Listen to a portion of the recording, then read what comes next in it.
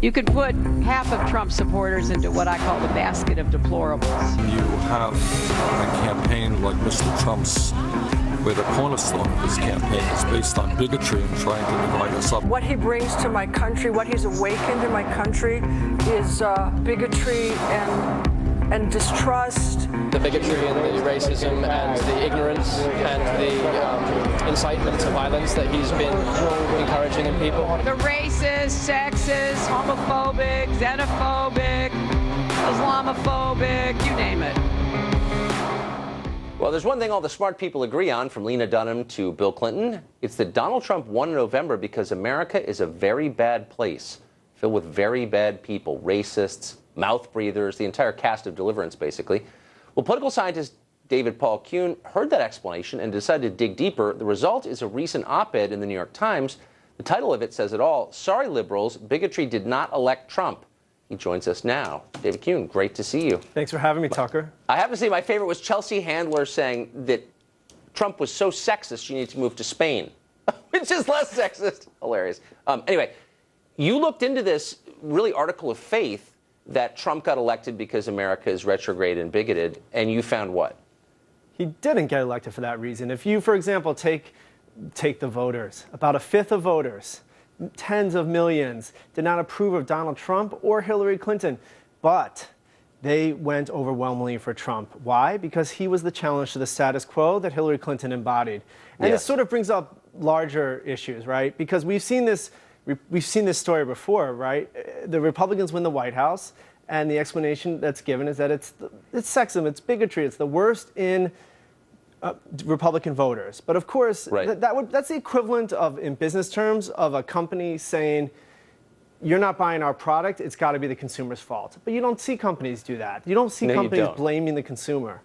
Right. It's bad marketing. It's also perhaps clearly bad strategy.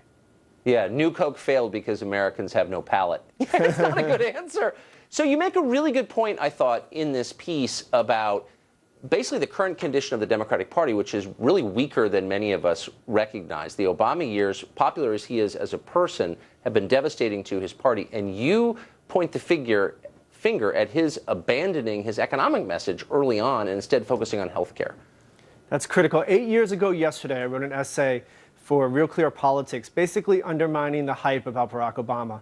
All the hype, if we recall, was that he remade our politics. He remade the electoral map. But if you actually looked at the data, his mandate, his majority support followed the stock market crash. The issue that gave him his mandate was the Great Recession. When did he start losing the white support that he gained, the historic white support for any Democrat since 1980? It was in the summer as the healthcare debate began to consume the agenda.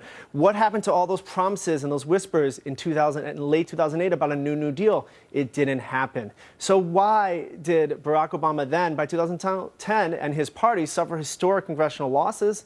Well, it was because they didn't dance with the issue that brought them there. And of course, that's a shot across the bow and a warning to Donald Trump that he has to heed the issues that gave him the White House.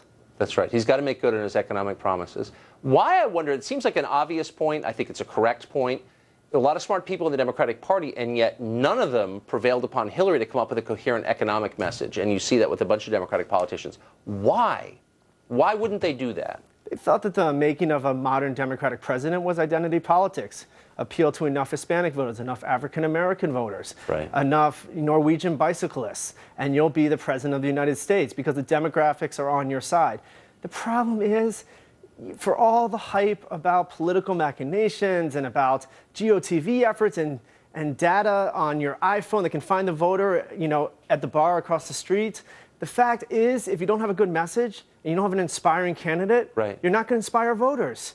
And that fundamentally is what explains, for example, why African-American turnout went down in the 2016 race and why, for example, the white working class on the opposite end of the spectrum effectively in droves left the party that long left them. Yeah. Though I don't think there's any question that Hillary got the overwhelming majority of Norwegian bicyclists. I haven't checked, but I'm pretty sure that's right. David Paul Kuhn, thanks a lot. That was really smart. Thanks, Good to see Tucker. you.